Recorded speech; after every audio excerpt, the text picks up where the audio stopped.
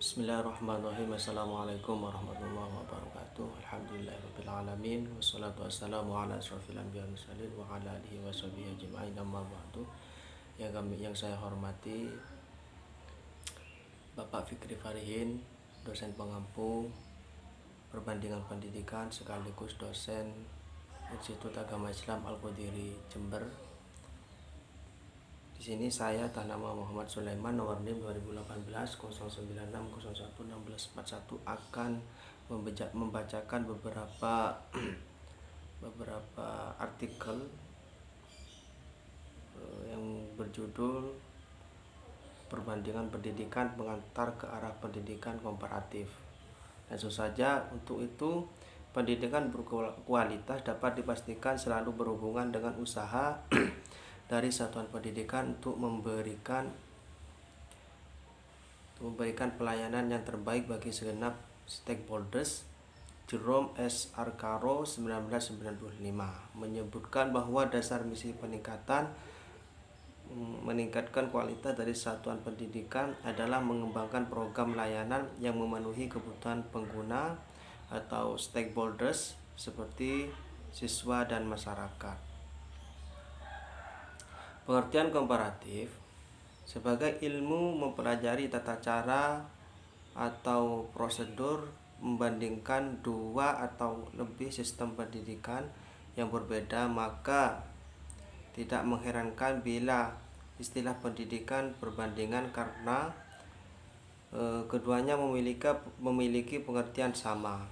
Istilah lain selain pendidikan perbandingan adalah perbandingan pendidikan. Kedua istilah ini sering dicampur adukan satu sama lain, sehingga banyak orang mengartikan sama antara keduanya. Padahal sebenarnya kedua istilah ini memiliki arti berbeda.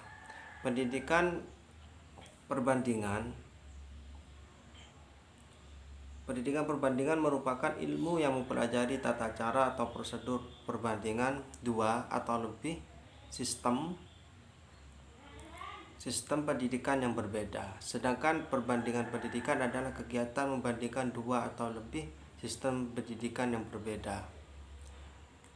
Pengertian pendidikan perbandingan. Beberapa pengertian menurut pakar.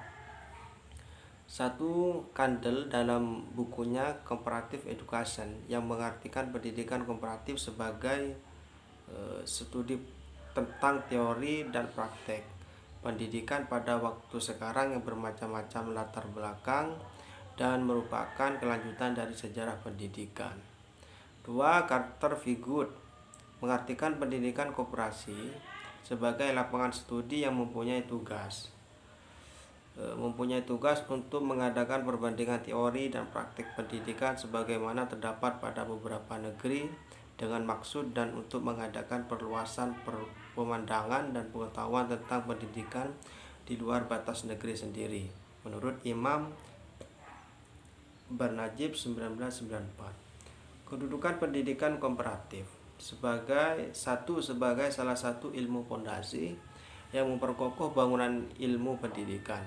Sebagai ilmu fondasi pendidikan, komparatif dapat memberikan kontribusi kepada ilmu pendidikan berupa hasil temuan studi perbandingan antara sistem pendidikan baik dalam satu negara maupun antar negara.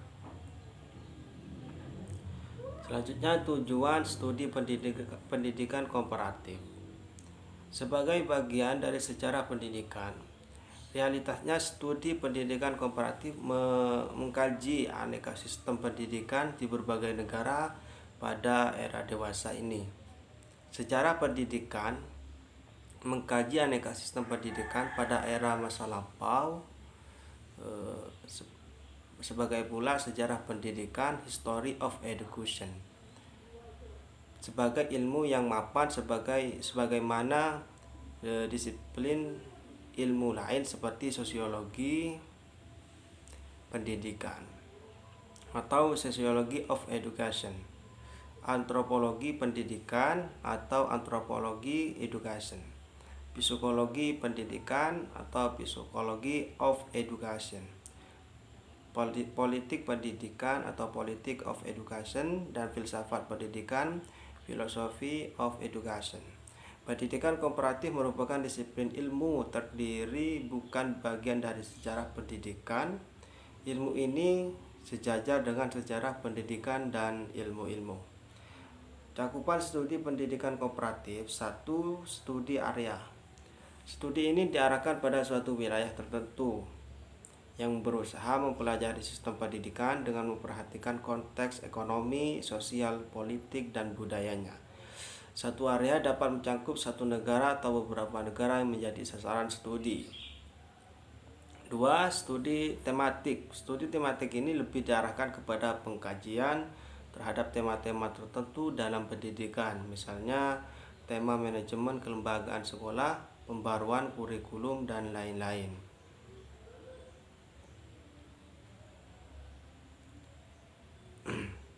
Sekian beberapa artikel yang bisa saya sampaikan. Wabillahi taufiq wal hidayah. Wassalamualaikum warahmatullahi wabarakatuh.